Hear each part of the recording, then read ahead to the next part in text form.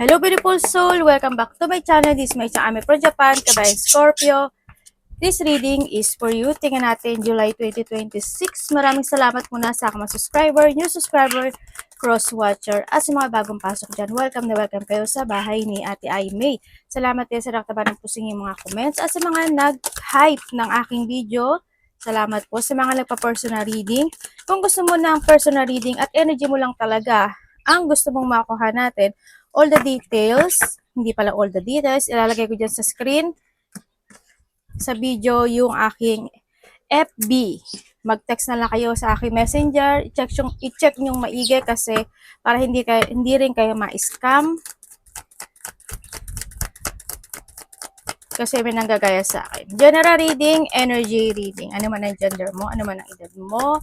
Gawin yung guide, yung mga warning, i-analyze nyo, i-reverse nyo yung warning na yon. Hindi porket yung sinabi ko, yun naman ang gagawin nyo.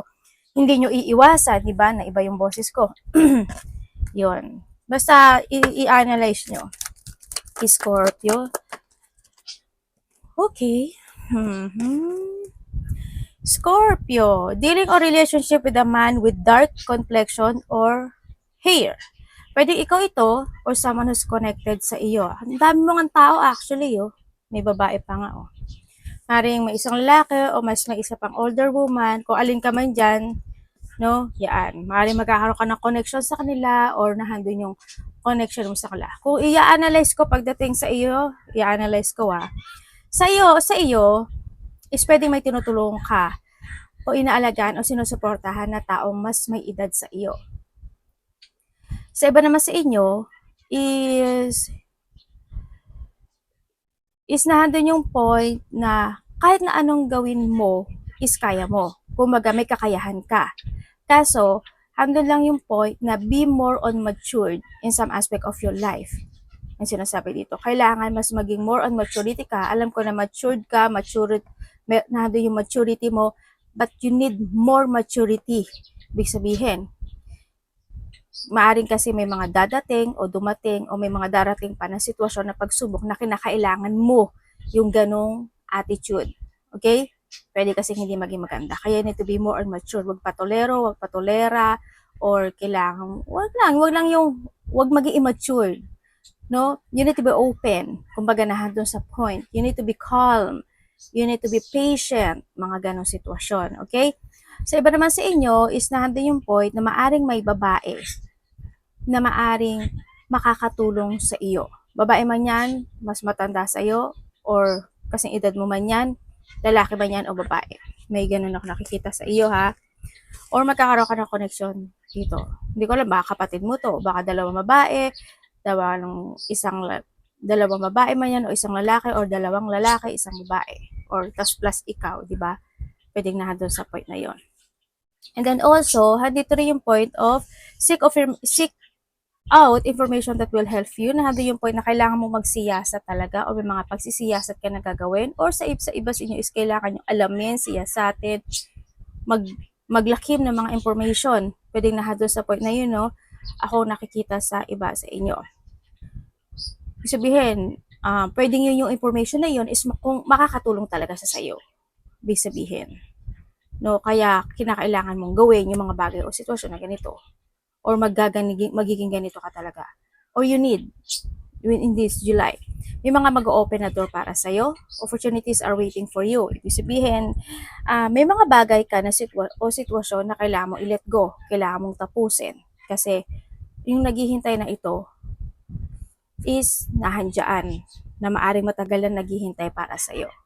Maaring dinided mo lang, or maaring may mga bagay ka na inuuna before ka pumasok dito. Pero, siyasatin mo daw maigi kung alin ang mas best sa'yo. Kung yung ngayon o itong bagong door na to. Nasa sa'yo yun. Choice mo yan. Ikaw yung choice na to. Pero nandito kasi si Rainbow. Andito rin si Patmani. Ibig sabihin, your choices na bagong door is mas magiging maganda para sa'yo. Sa iba sa inyo, may mga sitwasyon na magtatapos na. Yung the most difficult part ng sitwasyon is over. Either sa pera iyan, either sa mga taong nakakonect sa'yo yan, Pwedeng nandun sa point na yon or sa ibang aspeto ng buhay mo. Sa trabaho, business, mga ganyan. And you will take it care of a difficult times. Uy, may mga pinagdadaanan talaga kayong mahirap na sitwasyon, ano? May mga tungkod na ba kayo or may taong may tungkod? Yan. Yan, may mga sitwasyon na nagiging difficult para sa inyo. Pero wag ka mapanghinaan ng loob, no? Yan ang sinasabi dito naman. Tagali lang, may nakita pala ako. Kailangan ko sabihin sa inyo. May nakita pala. Kamay? May nakita akong kamay. Ano yung kamay? Ano po yung kamay, universe? Kamay? Ibig sabihin, mag-ingat kayo pagdating sa kamay. Kasi may nakita akong kamay. Hindi ko alam. Basta may nakita akong kamay. Saan ate? Hindi ko rin alam. Basta may sumangging, may kamay. Mag-ingat kayo sa kamay. Either yung kamay nyo is matutusok, may hiwa, may ipit, mapupukpok, or basta, ano ba yan? Ano ba yan? Namamanhid ba kayo? Or something happen when it comes to a hand, no? Pwede rin naman na may manduro sa'yo. Pwede rin naman na may tumapik sa'yo, ibalik mo. O kaya naman, wag ikaw ang gagawa nito, ha? Mga ganyan-ganyan sitwasyon. Medyo wag maging mabigat ang kamay, okay? Sa iba sa inyo. Or umiwas ka sa mga taong ganon yung sitwasyon. Kung ano man mangyayari sa kamay, you need to be careful or someone who's connected sa'yo. Basta may kamay ako nakita. And then also, new job and career. So, iba sa inyo, maaring nahandun yung point kasi we have the door kanina, di ba? Baka may mga gusto na maglipat ng trabaho or kaya ng career, ganyan, is nahandun yung point na matatanggap kayo. Kasi may opportunity na naghihintay sa inyo eh. Yan. Baka iba sa inyo is may mga paglipat o may mga susubukan kayo na career this time, di ba? Halimbawa, dati ganito ka, ngayon tatry mo naman ito. O kaya pwede mo pagsabayan, di ba? Pwede nga doon sa point na yun. Yung mga ganong sitwasyon, ako na nakikita sa iba sa inyo. Basket, ibig sabihin may mga recognition, reward for merit. Merong blessing na darating sa'yo. Yan. May mga recognition, marami ibig sabihin kasi ng recognition, no? Kung ano man yan, may mga parangal, papuri, pasasalamat, ikaw ito, or siya o sila ito sa'yo, vice versa. Or may mga ginawa ka na sitwasyon na ibabalik ito sa'yo o babalik ito sa'yo in a good term. Ano ba, may ginawa ka maganda, babalik ito sa'yo na full of basket of blessing. Ganon. Ibig sabihin kasi yan. Sa iba sa inyo, na kayo ha, ano yun?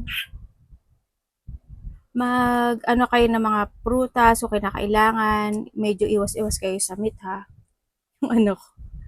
Yung anak ko, nagtanamatawag kasi may nagpinpo. Sino yun? Okay, we have the shark. Ingat kayo, baka makita kayo ng shark. May mga alaga ba kayong shark? Ingat kayo, pupunta kayo ng dagat, baka may shark. Pero dito kasi, shark kasi for me ha, shark and basket kasi is a money. May mga pagkakautang ba kayo? O may mga problema ba kayo sa pera? You need to be very careful. Okay? Kung may mga bad habit kayo, umiwas kayo. Kung medyo mas marami ang lumalabas dan sa pumapasok, ngayon pala maging masinop ka. Kasi andito siya. Si stop. No, baka magkaroon ng pagbabago sa iyo. Ingat ka pa rin. And then, syempre, take care, there will be a loss of material wealth. O, diba? Sabi ko sa iyo eh. Pera kasi to eh. Learn from the past. And you will receive a gift. May magbibigay ng gift sa'yo. Or makaka-receive ka ng gift. Or maybe ikaw ang bibigay ng gift. Congrats kung kailan to darating. Hindi ko alam, pero may darating sa iyo na blessing at gift. Or ikaw ito sa kanya. September. September, pwede may kakilala ka na September. Ikaw rin, birthday mo September, di ba? Tama ba? Hindi, October ka pala. O di ba nalilito si ate? September, baka may kakilala kang September ang birthday. Also, September is 9. Tama ba ako? January, February, March, April, May, June, July, August, September. O di ba nagbilang na naman si ate. Sinigurado ko lang. Minsan engot-engot din si ate. Pwede siyang 9 minutes, 9 hours, 9 days, 9 weeks, 9 months. Sumahin nyo na lang. Kung 9 weeks siya, tama ba? 9 weeks. Sumahin nyo kung kailan yon. O baka by September. Dito sa sitwasyon mo, ang dami mong iniisip. Hindi ko alam why. Magulo yung isip mo, ang dami mong iniisip. Siguro may mga unresolved situation. Siguro may mga difficulties ka na pinagdadaanan o medyo hardship yung situation mo this time or magaganap ito sa iba. Kaya sinasabi ni Tito is you need to start a new beginning into your life. Try to make it balance your situation para makuha mo si blessing or makuha mo yung magandang magaganap sa buhay mo. No? Kaya andito yung sitwasyon na marami kang iniisip, magulo yung isip, hindi ko alam bakit. Bakit nga ba? May mga sitwasyon ba from the past? O pwede rin na may mga hindi pagkakaintindihan. Pwedeng may mga hindi maintindihan o hindi kanila maintindihan o ikaw ito sa kanila. Basta maraming magulo no? Kung iba-iba yung tree niya. 'Di ba? Saliwa yung situation, no? Kaya maging kalma ka lang. Pag-isipan mo talaga kasi nahandito si information. Pag-isipan mo talagang maigi. Okay? Nagiging ugatin na ba kayo? Pag-isipan mo maigi yung sitwasyon para hindi maging ganito. Hindi maging messy. Okay? Ang sinasabi ko sa inyo, bala kayo. Mag-ingat kayo. Kailangan nyo rin protektahan yung sarili nyo. Okay? Sa iba sa inyo. Sa sarili nyo. Protektahan sa sarili. Ba, ininom, kinakain sa pera nyo. Ganyan.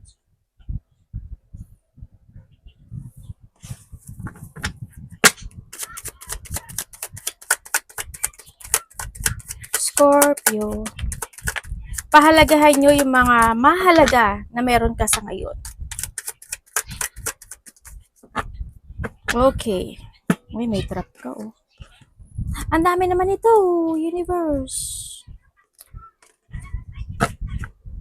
Natin to. Kasi may libation ka. Diba reklamador talaga si ate? Okay. Mag-ingat ka kasi may mga trap situation ako na nakikita sa iba sa inyo. Sa iba sa inyo, there's a lack.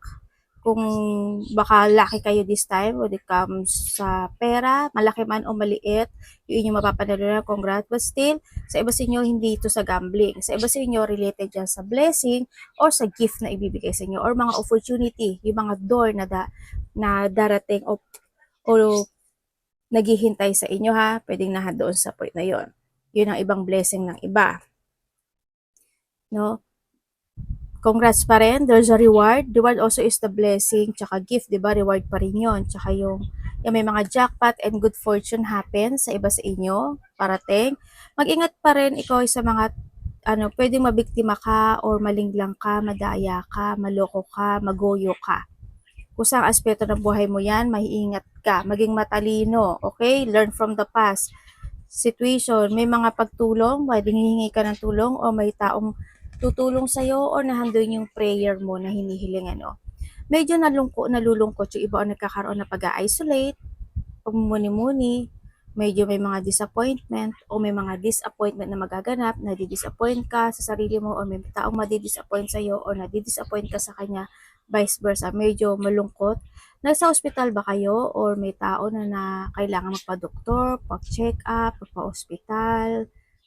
You need to take good care yung sarili nyo or baka may mga kailangan ng maintenance, focus andito si naglolo yung energy. Mag-ingat ka lang sa mga tao na nakakasalamuha o sa mga tao na makakausap mo. Personal man yan, sa text message man yan, sa online man yan, ingat ka kasi tulad ng sabi ko kanina, di ba, may mga pangloloko o pangliling lang. Sabihin, someone is wearing a mask. Pwedeng ikaw ito or pwedeng someone na nakakonect sa iyo. May mga tao na magpipretend, pangliling lang o pangloloko o pandaraya, sneaky person, yan, mag-ingat kayo. Okay? Sabi sa inyo, medyo moody kayo, no? Kung medyo moody yung iba, kasi minsan alam mo, yung pagiging puyat, natin kasi minsan is yun yung nakakapagpapamoody sa atin, nakakapagpapalo ng energy, nakakapagpainit ng ulo sometimes, mga gano'n. Magbawi-bawi kayo na huwag kayo magpuyat. O kaya minsan pagka nai-imbalance yung yung sarili natin, nagiging ano tayo, no, nagiging ganyan, nagiging moody situation. Kaya iba sa inyo medyo moody yung iba, no, sa nakikita ko sa dito. Mga challenge na mga malalakpasan o matatapos sa iba sa inyo, no, yan, magkakaroon na ng mga solution in some aspect of your life o may mga bagay ka na susolusyonan pero malalakpasan mo daw ito. We have the 31, 24, 7, and 58, 58 nga. May mga iniisip ka raw na sitwasyon, nandun din yung pag-iilusyon o may mga gusto mo ganito, gusto mo ganyan, gusto mo ganun, nagde-daydreaming ka, nagpapantasizing ka, or kung ano man yan, no? Sa iba sa inyo, kung ano mga pag-iilusyon o dinadaydream mo dyan sa iba sa inyo. Siyempre, kailangan mo rin mag-action. Kailangan mo matuto sa nakaraan kasi kung hindi ka naman mag-a-action, hindi mariresolbahin yan. Diba? Pero iba sa inyo may mga magtatapos na Marami ibig sabihin na magtatapos. Halimbawa, nagkaroon ng conflict kasi andito siya. Maaaring magiging okay na yun, unti-unti na magiging kalma ang lahat, magiging okay na, okay kung ano mga problema nyo, unti-unti masusolusyonan na. Kung sa aspeto na ba, but still, nandito yung bullying, maaaring magkakaroon ng bullying, either or kayo mambubuli o makikisaw-saw ka sa bully, or may tao na bubulihin ka. Okay, nandito yung point na yun. May mga tao na pinagchichismisan ka o handon yung pakikisaw-saw mo rin sa chismis. Pwede na doon sa point na yun. Siyempre kung ayaw mong pagchismisan ka, huwag ka rin mag-chismis, di ba? Ganun lang yun. O basta may mga pag-uusap o pinag-uusapan ka ng mga tao, no? May mga tao na ayaw ka at siyempre, ikaw din naman, hindi mo rin naman sila gusto. Hindi kayo nagsisame page. Galit, may tampo, hindi nila gusto yung ginagawa mo, yung action mo, isa man sila o marami man sila, or ikaw ito sa kanila, or ikaw ito sa kanya, mga ganun sitwasyon. Yan, may mga embarrassment situation ako na nakikita sa iba. O sa Weather 68. Yan, medyo maging kalma ka lang talaga, Scorpio ha. Kalma lang. Pag-isipan mo maigi. Pag-isipan mo talagang maigi. Kasi, magsasara yung mga pintuan para sa iyo pag ganito yung magiging energy mo or magiging ganito ka, 'di ba? Magsasara yung mga pintuan na yan. Kaya pag-isipan mo maigi para makamit mo si Basket, si Box, and si Rainbow at saka si Door. Tsaka si Pin, actually. 'Yon. Alisin mo yung mga toxic situation, toxic relationship, mga toxicity sa sarili mo o sa sitwasyon mo or kung ikaw, 'di ba? You need mong baguhin yung sarili mo, syempre. Huwag ka lang isip ng isip, di ba? Kailangan mo rin mag-aksyon sa sitwasyon. Huwag ka mapanghihinaan ng loob. Syempre, action in a good and a nice way, di ba? Umiwas ka sa mga sitwasyon na pwedeng loneliness or hindi maging maganda talaga yung outcome ng sitwasyon na maganap o mangyari, di ba? Kailangan ganun ang sitwasyon mo. Pag-isipan mo talaga maigi. Kailangan mo protektahan din yung sarili mo.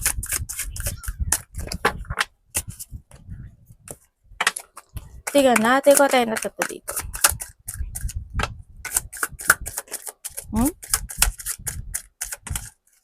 Thank you.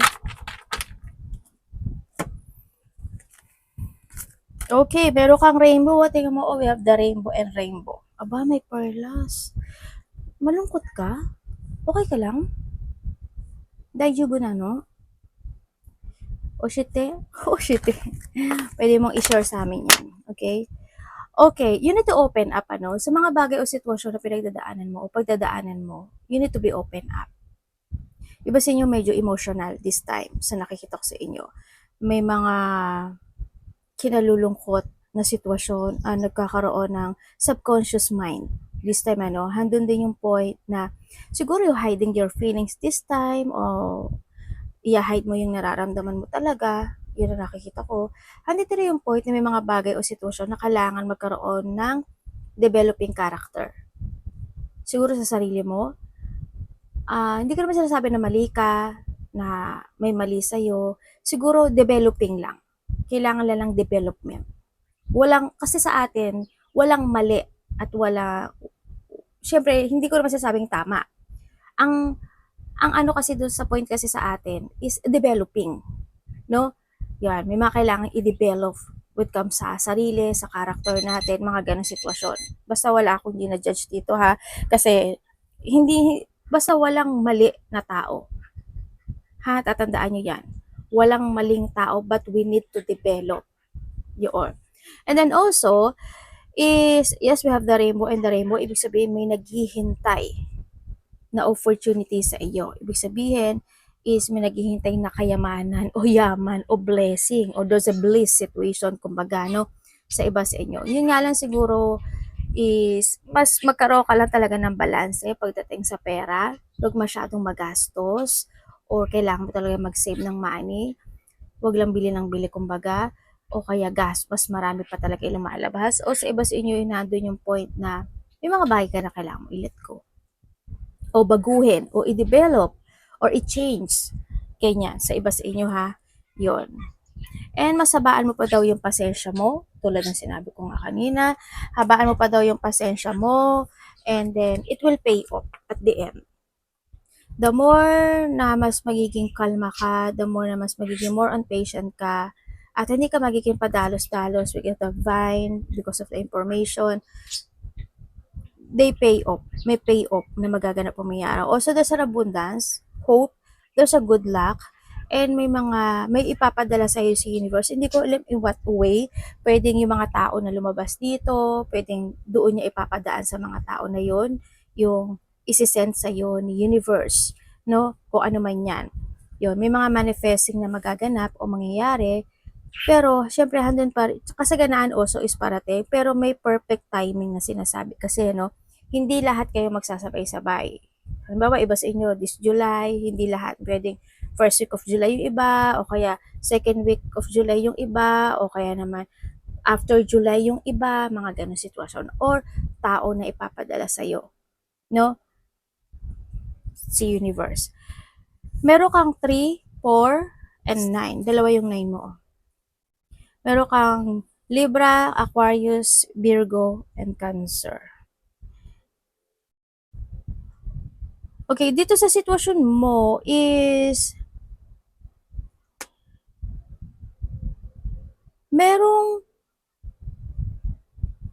may tao akong nakikita na hindi ko alam kasi parang there's a mentor situation. Siguro may tao na they want to talk to you or ikaw ito sa kanya na magbibigay siya ng opinion, magbibigay ng advice, o tuturuan mo siya or tuturuan ka niya. Mga ganun sitwasyon ako nakikita sa iba sa inyo. Or handito rin yung point sa iba sa inyo na magkakaroon ng self-improvement or you need ng self-improvement. No? But still, may mga self-improvement ako nakikita, may mga accomplishment na magaganap o mangyayari. Magkakaroon ka daw ng mga reflection from the past situation, kaya nahandito ito. Yan. May para mariremanizing mo yung mga nangyari in the past, week man yan, month man yan, or year man yan. May mga ganong sitwasyon. And then also is, someone's put a boundaries. No? Pwedeng ikaw ang nag-put boundaries or may tao nag-put ng boundaries pagdating sa'yo. Or maybe, sa iba naman, is you need to put boundaries sa lahat ng aspeto ng buhay mo. Hindi layang sa tao, sa mga bawal, o hindi makakagot para sa'yo. Okay? Yan. Try to reflect the past situation para mas maintindihan mo kung ano mga dapat na baguhin sa sarili. And then also is, may mga bagay ka doon na parang gusto mong hulmahin. I don't know why. Siguro may mga bagay ka na gusto mong ayusin, hulmahin. Ano ba kayo? Nagbuburda-burda ba kayo? Or may mga bagay kayo na parang pinagkakaabalahan na nagiging mabusisi kayo doon. Parang may mga ganong sitwasyon no? Yun na nakikita ko dito. And yung iba sa inyo is baka kailangan kung medyo nananaba kayo, ganyan, baka kailangan nyo mag-exercise, yan. O kaya naman iba sa inyo, baka naman more active kayo, pero this time is yung iba is kailangan daw, no? As sinasabi dito. Yun. And then also, is, merong pagkakaisa, ako nakikita, hindi ko alam kung ano yun Siguro, may tao na gusto ng ng pagkakaisa or harmony sa iyo, or ikaw ito sa kanya, but still magkakaroon kayo ng ganun. Kung nagkaroon ng mga misunderstanding, either hindi man kayo magkausap, magiging kalma yung sitwasyon sa iba. Sa iba dito, magkakaroon na ng okay yung sitwasyon. Ibig sabihin, magbabate, di ba? Ibig sabihin, magiging okay together again. Sa iba, kapatid mo man yan, magulang mo man yan, anak mo, kung karelasyon man yan, kaibigan mo man yan, kasama mo sa trabaho. Also, we have the cabin, and sabi ko nga sa'yo, kasi eto tubig yan, kasi loneliness yan eh. Parang siguro masyado kang mapag-isip this time. Sa nakikita ko sa'yo dito, you want to be more on thinking, you want to be alone sometimes, plus sinasamahan mo yung ibang tao na mas gusto mong samahan. Pwede nga doon sa point na yun, ano. Mag-ingat na lang kayo kasi may doctor and hospital ako nakikita. There's a confined situation. Hindi ko alam kung ano yun. Baka naman din na magpapadoktor ka lang, di ba? O bibili ka lang ng pang-maintenance mo or mga check-up, mga gano'n, no? Ikaw or someone who's connected sa'yo, sa nakita ko dito. And sa iba naman is, sa iba may, hindi ko alam kung in what way, magkakaroon ng division eh. Ibig sabihin, either lalayo ka sa kanya, or siya ito sa'yo. Sa iba parang boundaries din yun eh. O kaya is magkakaroon kayo ng distansya. Or the distance. May distance na situation. Ako nakikita sa'yo. May magsasara. May magsasarang pintuan sa'yo. Scorpio. Marami ibig sabihin na pagsasara ha. Halimbawa sa kaibigan, sa trabaho, sa koneksyon, sa opportunity, sa ano ba pwedeng magsara? Huwag ka naman sana masara ng pintuan, di ba? Sabay ka doon. O, di ba? Ingat-ingat na lang din. Huwag kayo masyadong malungkot, no? Medyo hindi kasi magiging maganda pag more on na-attract niyo si negative. Baka magstay ka doon. No? Kailangan mo talaga na ayusin yung mga bagay-bagay this time. May separation nga, oh. May separated situation, there's a quarantine, ako nakikita. Baka magka-quarantine ka, o baka naman gusto mo lang talaga mag-solo muna, mga ganyan, o someone who's connected sa'yo, ganyan. Magkakaroon ng ganun eh. Pwedeng for a while, for the better, for the best, pwedeng na doon sa point na yon. Yun ang nakikita ko. Yan. Basta, you need to be aware, ha? Huwag makakalimutan yung sarili. Congrats pa rin sa mga door na mag-o-open sa'yo. Yan. Pero kung gusto niyo sundin, okay lang din. Kung ayaw niyo naman, okay lang din. It's your choice. Ito kasi lumabas eh, no? Yan. But still, may mga wish granted naman na darating kahit papaano. And blessing. Arigato naman say God bless.